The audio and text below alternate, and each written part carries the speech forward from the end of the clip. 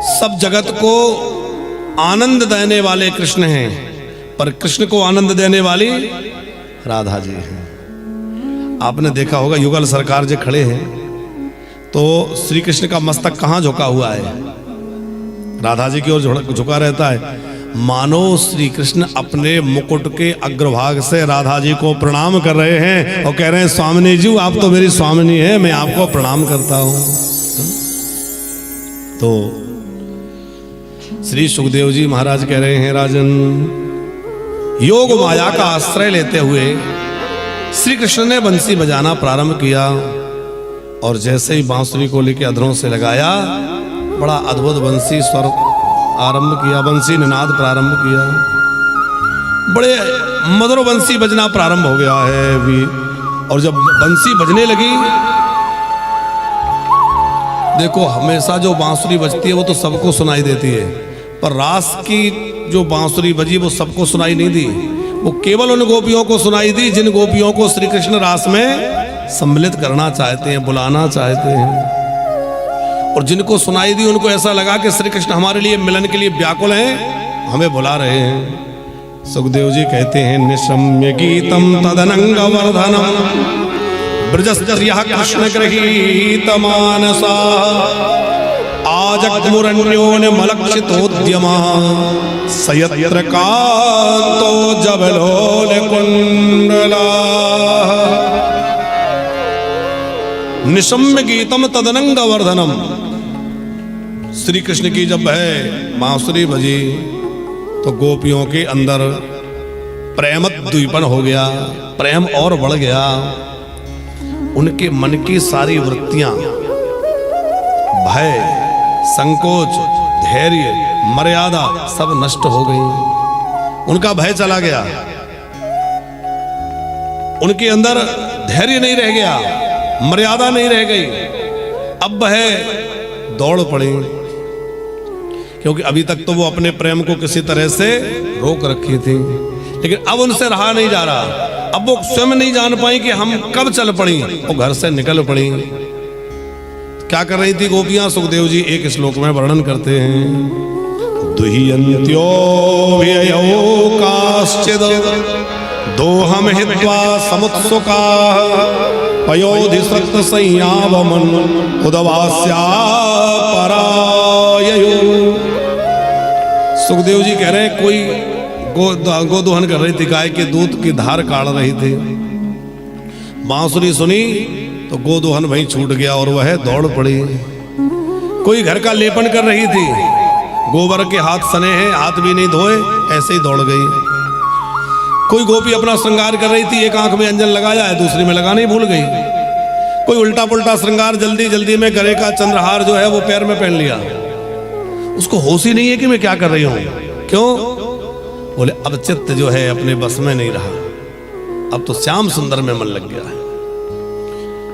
थोड़ी बहुत नहीं, हजारों हजार गोपियां जो है अपने अपने घरों से निकल के और वहां बंसी बट की ओर बढ़ी जहां श्याम सुंदर बंसी बजा रहे हैं।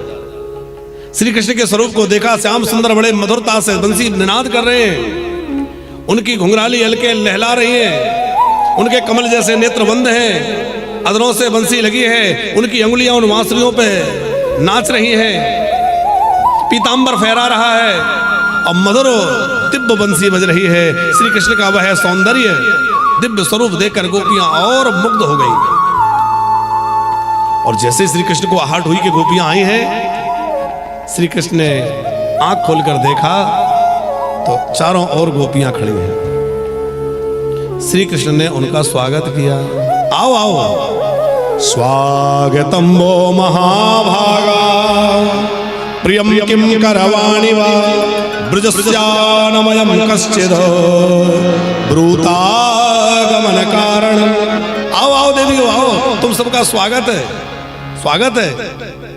अब वो बड़ी प्रसन्न हो रही, देखो पहले बुलाया और अब स्वागत भी कर रहे हैं। लेकिन अगले ही क्षण श्री कृष्ण ने कहा, अच्छा देवियों ये बताओ कैसे आना हुआ।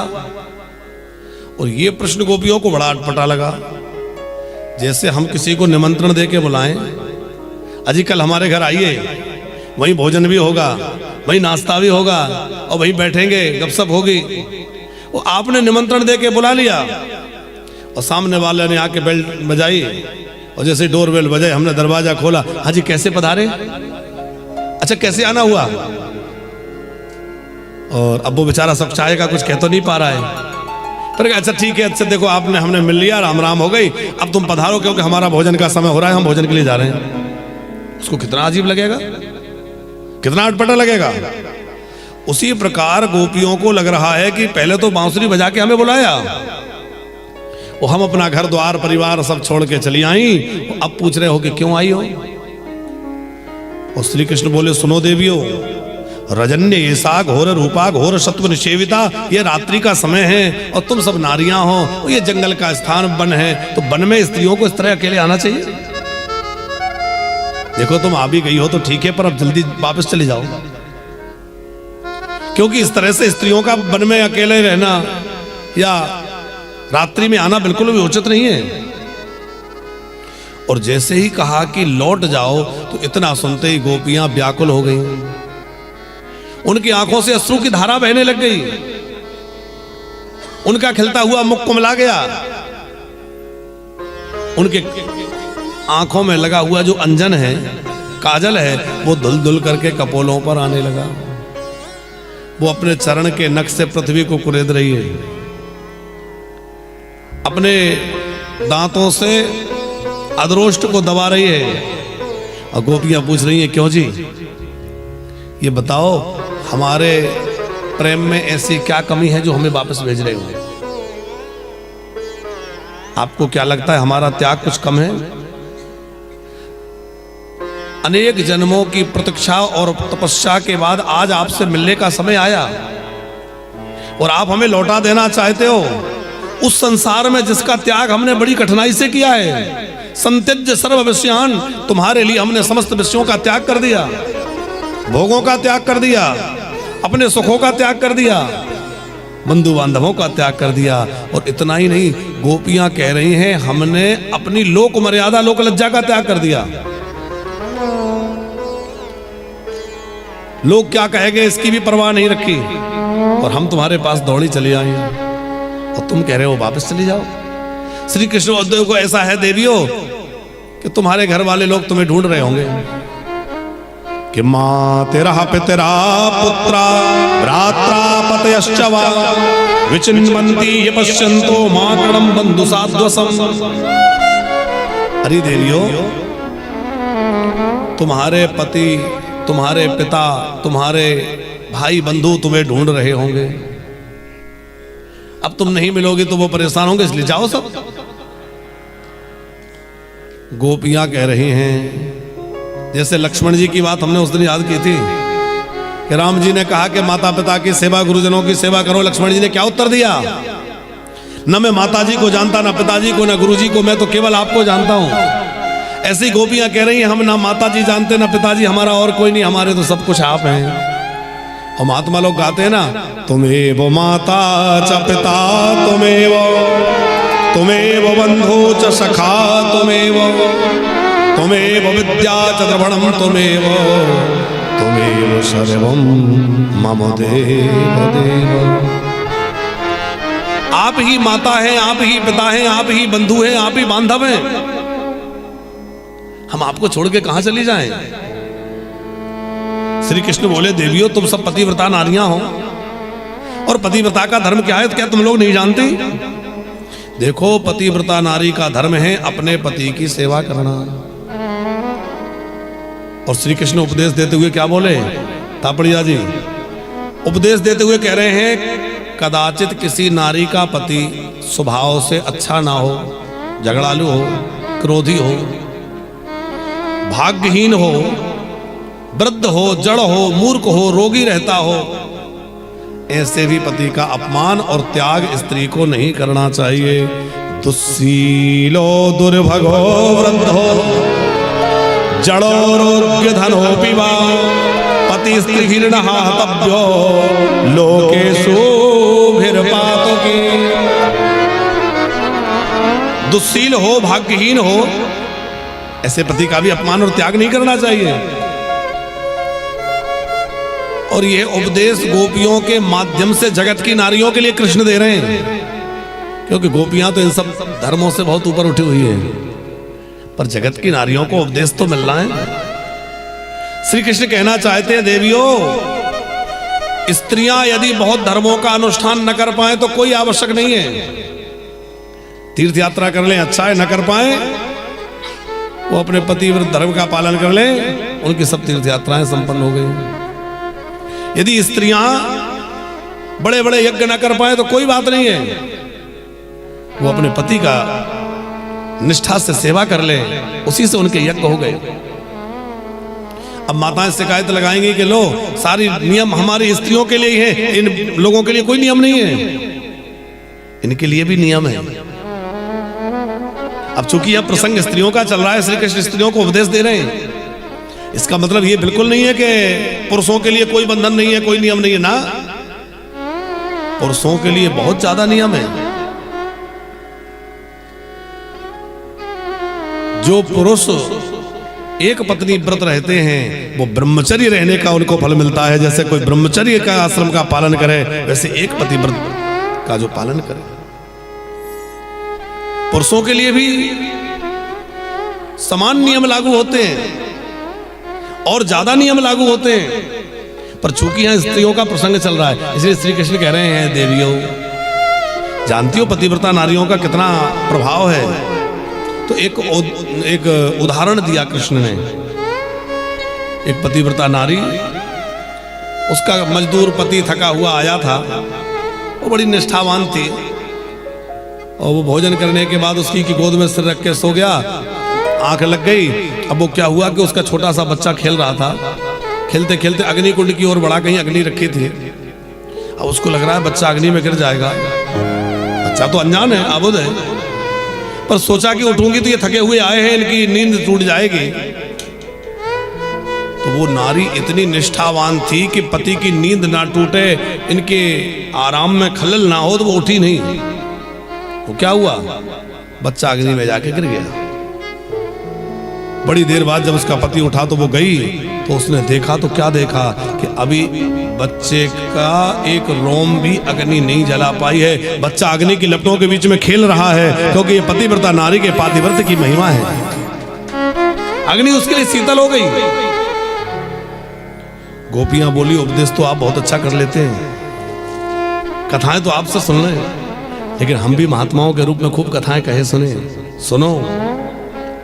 फिर गोपियों ने भी एक कथा सुनाई है। कौन सी सुनाई है आपको पता है?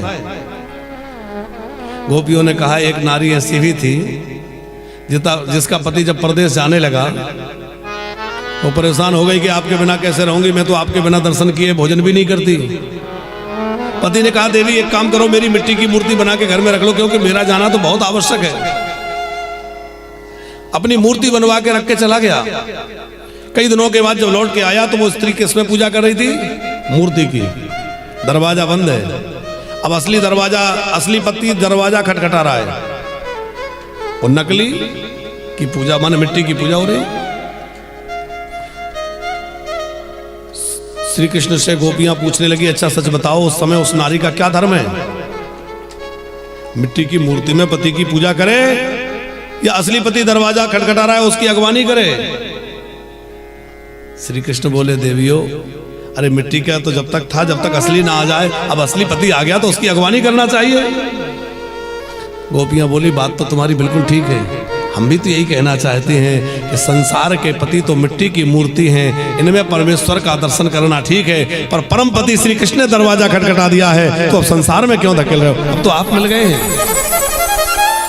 पर आप ही तो कहते हैं, सर्वधर्मान प्रत्यज्य माम एकम शरणम व्रज, अहम त्वं सर्व पापेभ्यो मोक्षयिष्यामि मा शुचे। कहते सर्वधर्मान प्रत्यज्य, सावधान।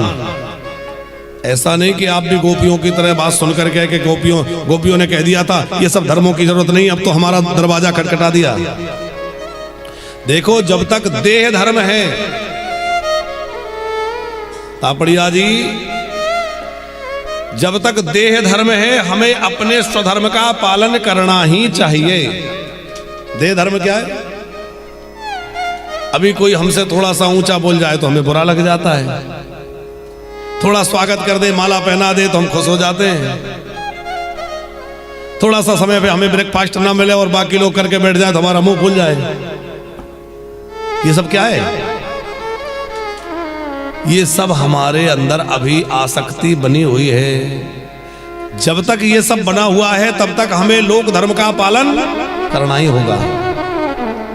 लेकिन जिस दिन हमें कोई गाली दे वो भी वैसी लगे और कोई स्तुति करे वो भी एक जैसी लगे, हमें कोई ऊपर बिठा ले या नीचा बिठा ले, बासा खिला दे या भूखा रख दे, हमें कोई फर्क ना पड़े, उस दिन ये बात समझ लेना गोपियां जो कह रही हैं कि अब हमारा दरवाजा खटखटा दिया है। पर हमारी पूरी आसक्ति शरीर में है, भोगों में मन लगा है, विषयों की ओर आकर्षित है। और हम बात कर रहे हैं वहां की KG1 नर्सरी का बच्चा MA की बात करें कुछ समझ में आएगा? हम भक्ति की क्लास में अभी प्रवेश किए हैं, अभी हम प्राइमरी में हैं और हम बातें करें बिल्कुल मास्टर डिग्री की, कैसे संभव है? इसलिए हमें इस राह पर चलते चलते अपनी भक्ति को सुदृढ़ बनाना होगा, अपने मन को नियंत्रित करके संयमित करके धीरे धीरे विषय और भोगों से हटाना होगा। और फिर एक ऐसी अवस्था आ जाएगी कि हमारे मन पर न सुख का प्रभाव पड़ेगा न दुख का प्रभाव पड़ेगा, न अनुकूलता से प्रसन्न होंगे न प्रतिकूलता से परेशान होंगे। जब ऐसी स्थिति जीवन में आ जाए तब ये बातें लागू होती हैं। अब गोपियां चूंकि इन सबसे बहुत ऊपर उठ चुकी हैं, इसलिए गोपियां कह रही हैं सर्वधर्मानुप्रत्यज्य। और तापड़िया जी यहां श्री कृष्ण कह रहे हैं धर्मों को त्यागने की बात, तो त्यागेगा तो वो जिसने ग्रहण किया हो। हम आपसे कहें कि ये वासुदेव भवन हमने आपको दान में दिया,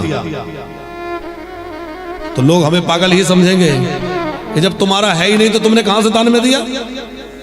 अरे पहले तुम्हारा अपना बने तब तो तुम त्याग करोगे। तो पहले हम धर्म का आचरण करें तब तो धर्म का त्याग करेंगे, और हम धर्म का आचरण ही नहीं कर रहे तो त्याग कहां से करेंगे? बात समझ में आ रही? तो पहले हम अपने धर्मों का पालन करें, स्त्री धर्म का पालन, पति हैं तो पति धर्म का पालन, बच्चे हैं तो अपने पुत्र धर्म का पुत्री धर्म का पालन, फिर सत्य का पालन, सदाचार का पालन, अपने नियमों का पालन। ये सब करते करते धीरे धीरे धीरे धीरे आगे बढ़ना है। और फिर एक अवस्था ऐसी आ जाएगी कि इन सबको छोड़ करके और हम सर्वधर्मानुप्रत्यज्य की स्थिति में पहुंच जाएंगे। पर उसके लिए स्टेप बाय स्टेप आगे बढ़ना पड़ेगा। किसी को उड़ते हुए छलांग तो नहीं लगा सकते। किसी को उड़ते हुए देखकर छलांग लगाओगे तो क्या दशा होगी? हाथ पैर टूट जाएंगे। इसलिए पहले हमें वैसी अवस्था बनानी पड़ेगी। अब जब गोपियों ने कहा कि देखो तुम हमें ये धर्मों के उपदेश मत दो, अब तो हमें स्वीकार करो। श्री कृष्ण बोले क्यों जी? एक गोपी बोली सुनो, बड़े धर्मों की चर्चा कर रहे हो, ये बताओ इन धर्मों का पालन करने से हमें मिलेगा क्या? हम धर्मों का पालन करने से क्या होगा? बोले देवियों धर्मों के पालन से मन शुद्ध होता है। अच्छा हमारा मन शुद्ध हो जाएगा फिर क्या करोगे? बोले मन एकाग्र होगा, फिर मन मुझ वासुदेव में लगेगा, और जब मुझ वासुदेव में मन लग जाएगा तो मेरी प्राप्ति हो जाएगी। गोपियां बोली लो जी कर लो बात। अरे जब सीधे सीधे मिल गए हो, करना क्या है? आपकी प्राप्ति, लक्ष्य क्या है? भगवान की प्राप्ति। और जब भगवान मिल ही गए हैं तो फिर इस प्रपंच में पड़ के इतनी दूर से घूम के आए, ऐसा क्यों? सीधे सीधे मिल जाओ ना। बात समझ में आ रही है? लक्ष्य क्या है? भगवान को पाना। अब स्वधर्म पालन से भगवान मिल रहे हैं कि तीर्थ से मिल रहे हैं कि जब से मिल रहे हैं कि तब से मिल रहे हैं, कैसे मिल रहे हैं, पर लक्ष्य क्या होना चाहिए? भगवान से मिलना। जो हमारे हैं हम उनसे मिल जाएं। अब गोपियां कह रही हैं कि जब आप मिल गए हैं तो हमें अब अलग क्यों कर रहे हैं? श्री कृष्ण बोले अच्छा तो क्या चाहते हो? बोले आपका हास विलास, आपकी मंद मुस्कान, आपका चरण संवाहन, आपकी सेवा का सुख चाहते हैं।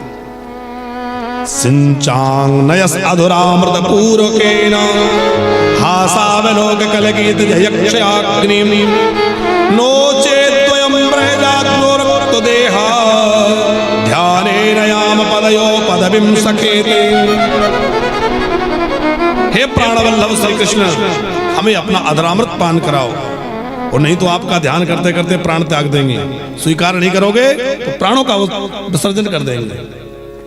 और नियम है जिसका चिंतन करते करते मरो अगले जन्म में वो मिल जाता।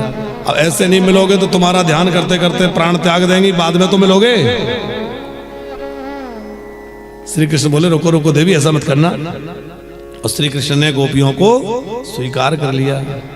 अब गोपियों के साथ कन्हैया नाचने लग गए। गोपियां भी नाच रही, कृष्ण भी नाच रहे। श्याम सुंदर की बंसी बज रही, बड़ा मधुर आनंद हो रहा है। हजारों हजार गोपियां उनकी पायल झड़क रही है, बहुत सुंदर रात चल रहा है। और उस रास के मध्य में गोपियों के मन में एक भावना आ गई।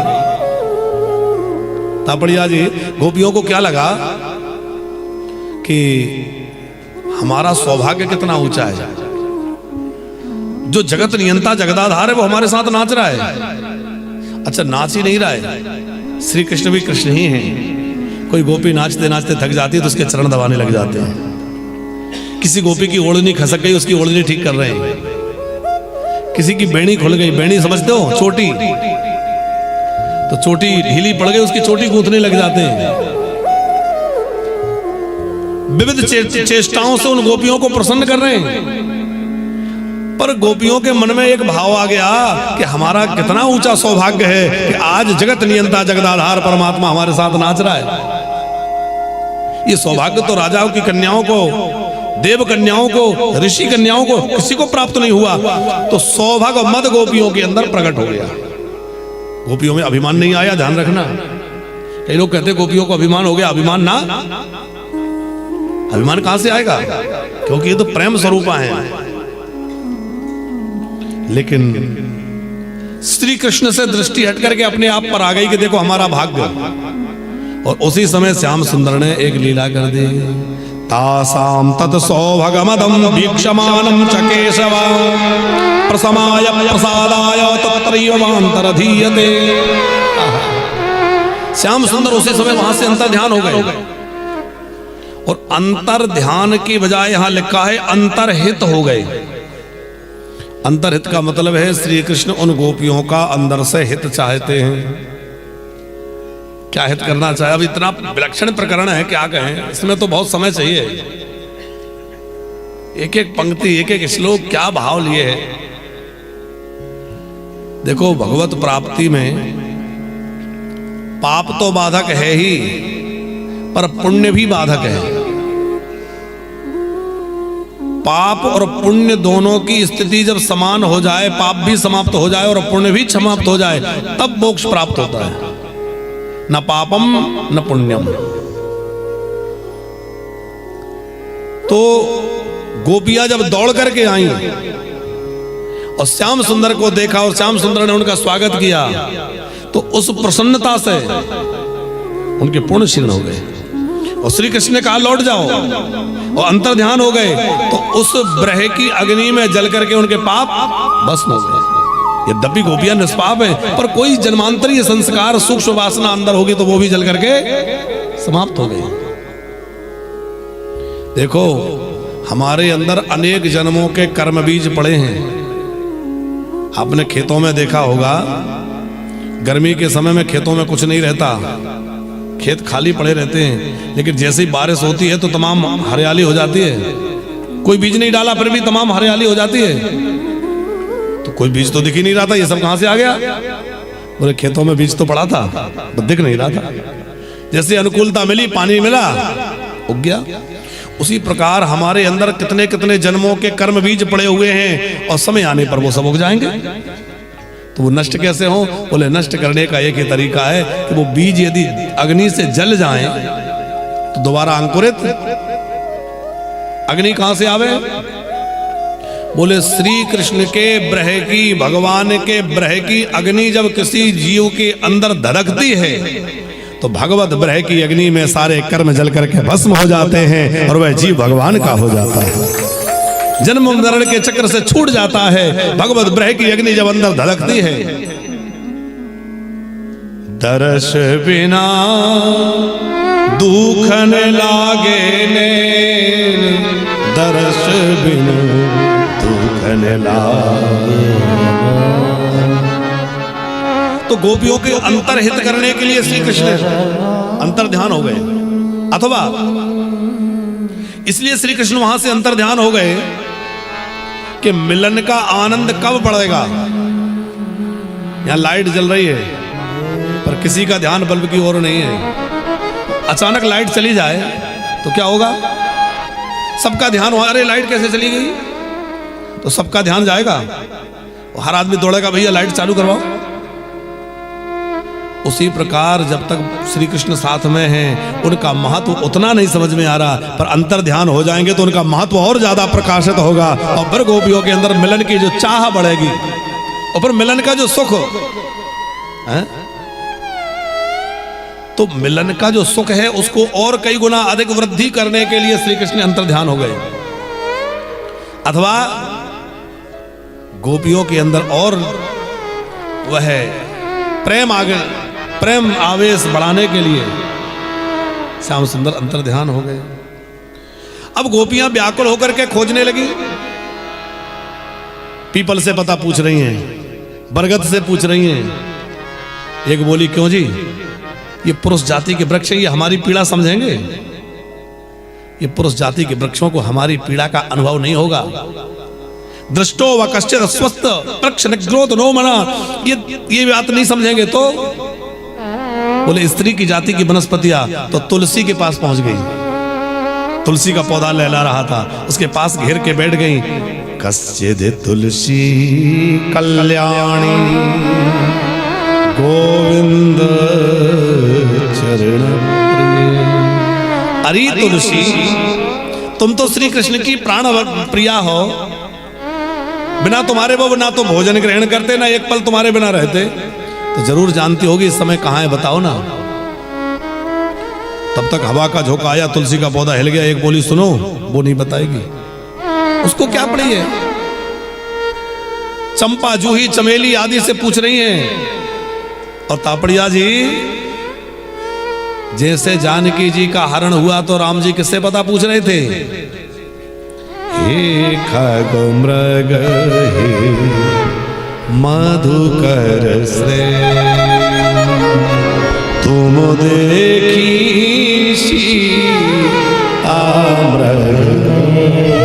अच्छा, राम जी खग मृग पशु पक्षियों से पता पूछ रहे हैं, क्यों?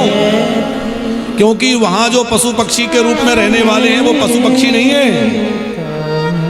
खग मृग तानो धारी देवा, आय करें रघुनायक सेवा। देवता ही राम जी की सेवा करने खग मृग के रूप में पंचवटी के आसपास विचरण कर रहे हैं। जब राम जी मृग के पीछे गए तो किसके लिए छोड़ के गए जानकी जी? बनी देश देव सौंपता वो सीता। जो बन के दिशा के देवता हैं उनके ऊपर जानकी जी की जिम्मेवारी सौंप के गए। तो देखने में तो लग रहा है खगमृग से राम जी पूछ रहे हैं, पर वास्तव में किससे पूछ रहे हैं? खगमृग के रूप में रहने वाले, पशु पक्षियों के रूप में रहने वाले देवताओं से। उसी प्रकार गोपियां देखने में तो लग रहा है कि वृक्षों से पता पूछ रही हैं, पर ये वृक्ष कौन है? वृंदावन के वृक्ष को मरम न जाने कोई, और डाल डाल पात पात में श्री राधे। उद्धव जी जैसे कोई महापुरुष, कोई वीतरागी संत, कोई तपस्वी, कोई रसिक महानुभाव वृंदावन में वृक्ष बन करके, लता बन करके, औषधि बन करके खड़े हुए हैं। और ठाकुर जी का पता तो वही बताएंगे, इसलिए उनसे पूछ रही हैं। और गोपियां बड़े प्रेम से कीर्तन करते हुए कह रही हैं, चले क्यों गए श्याम,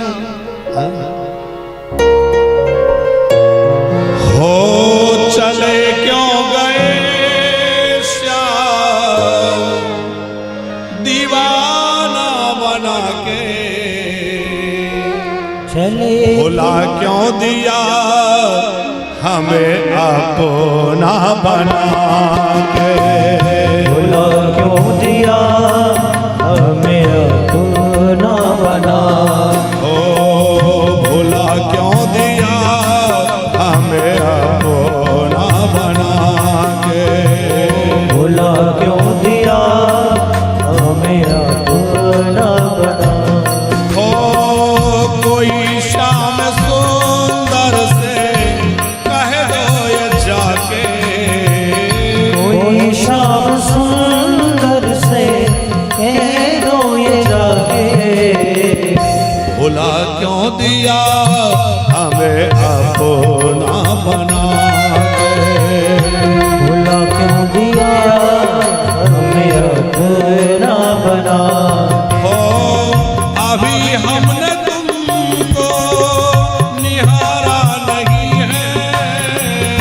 अभी हमने तुमको निहारा नहीं है, तुम्हारे सिवा कोई हमारा नहीं है, तुम्हारी सिवा कोई हमारा नहीं है। अभी हमने तुमको निहारा नहीं है, अभी हमको निहारा नहीं है, तुम्हारे सिवा कोई हमारा नहीं है, तुम्हारे सिवा कोई हमारा नहीं है। ओ चले क्यों गए श्याम दीवाना बना के, चले क्यों गए श्याम दीवाना बना के, भुला क्यों दिया हमें अपना बना के, भुला क्यों दिया हमें अपना बना के।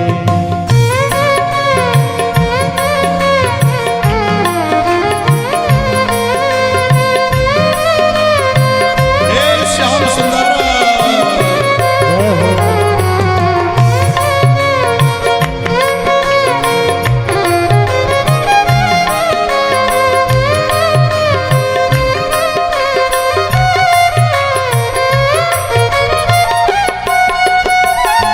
हे कन्हैया,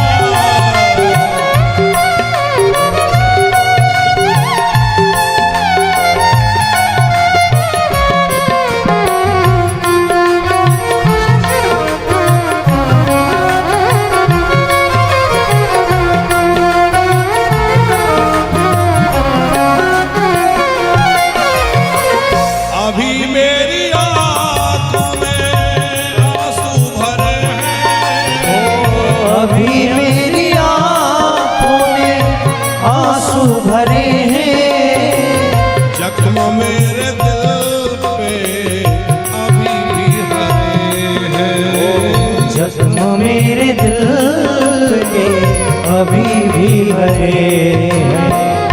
अभी मेरी आंखों में आंसू भरे हैं, जख्म मेरे दिल में अभी भी हरे हैं, ओ जख्म मेरे दिल के अभी भी हरे हैं। ओ चले क्यों गए श्याम बंसी बजा के, चले क्यों गए श्याम बंसी बजा के, भुला क्यों दिया हमें अपना बना के, भुला क्यों दिया हमें अपना बना के, भुला क्यों दिया हमें अपना बना के, भुला क्यों दिया हमें अपना बना के, भुला क्यों दिया हमें अपना बना के, भुला क्यों दिया हमें अपना बना के।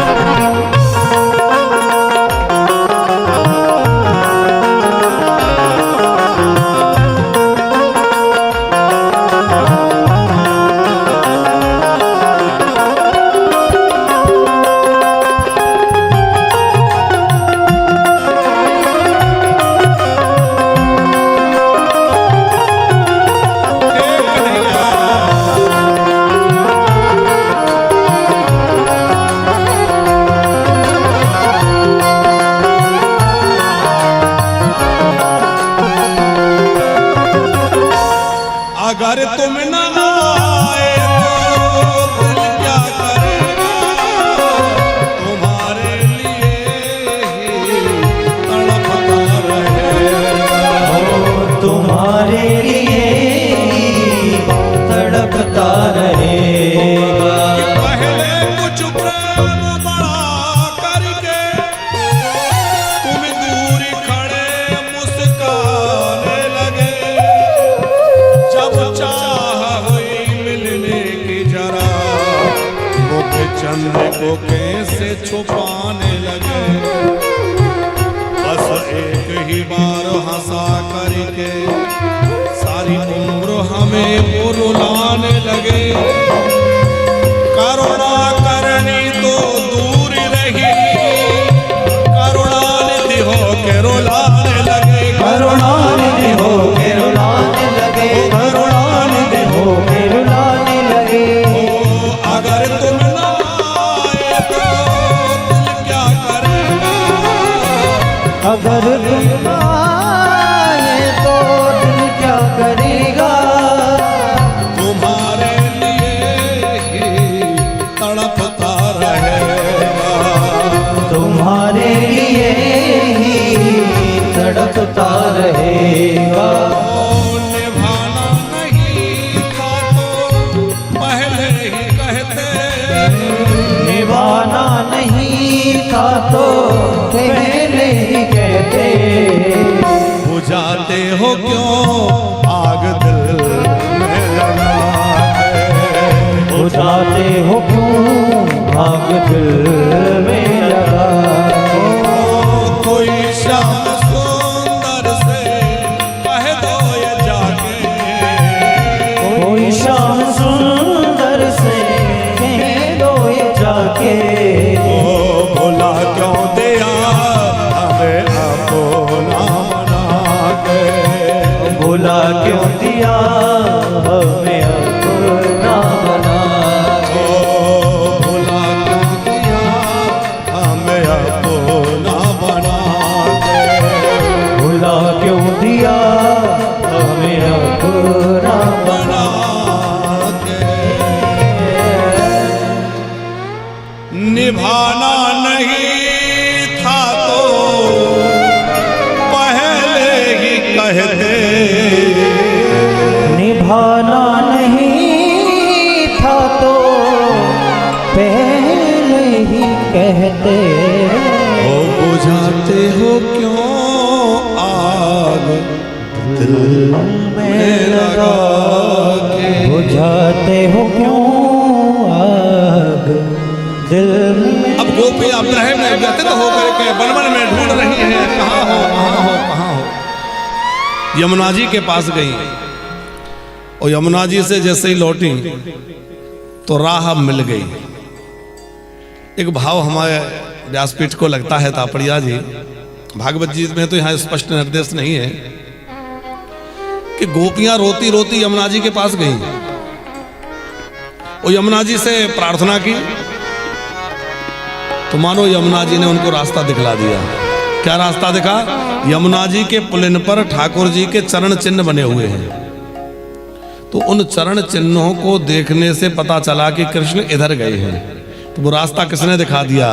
बोले वो यमुना महारानी ने कृपा करके रास्ता दे दिया कि यहाँ गए हैं, चले जाओ। भैया यमुना जी की कृपा से भी ठाकुर जी बड़ी जल्दी मिलते हैं। यमुना महारानी का आश्रय अवश्य लेना चाहिए। जब भी वृंदावन जाओ तो सीधा बिहारी जी मत जाओ। लोग प्रायः क्या करते हैं, वृंदावन पहुंचेंगे सीधा बांके बिहारी। नहीं, वृंदावन जाओ तो पहले तो जैसे ही ब्रज की भूमि में प्रवेश करो तो ब्रज की रज को प्रणाम करो, ब्रज की भूमि को प्रणाम करो। जिस रज में कन्हैया लोट लगाए हैं, गैया चराए हैं, उस पहले ब्रज रज को, ब्रज भूमि को प्रणाम करो। फिर ब्रजवासियों को प्रणाम करो। जो भी ब्रजवासी हैं वहां के रहने वाले, उन ब्रजवासियों को प्रणाम करो। और फिर यमुना जी में जाओ। यदि स्नान कर सको तो अच्छा है, नहीं करो तो आचमन करो, जल का छींटा मारो और साष्टांग यमुना मैया को प्रणाम करो। हे यमुना महारानी, कृपा करो कि हमें बांके बिहारी का दर्शन हो जाए, हम बांके बिहारी से मिलने आए, आप थोड़ी सिफारिश कर दो। यमुना जी का दर्शन आश्रय लो। फिर जो है तुलसी महारानी का वंदन करो, क्योंकि वृंदा देवी ब्रज की अधीश्वरी है। और वृंदा महारानी का, तुलसी महारानी का अर्चन वंदन करके और फिर बांके बिहारी का दर्शन करने जाओ तो आपका दर्शन पूरी तरह से सफल होगा। चरण चिन्ह देखे गोपियां जान गई कि इस तरफ गए, पर अकेले कृष्ण के चरण चिन्ह नहीं थे, साथ में किसी गोपी के भी चरण चिन्ह हैं। और वो गोपी कौन हो सकती है सब समझ सकते हैं, और कोई नहीं हो सकती। कि अन्याराधितो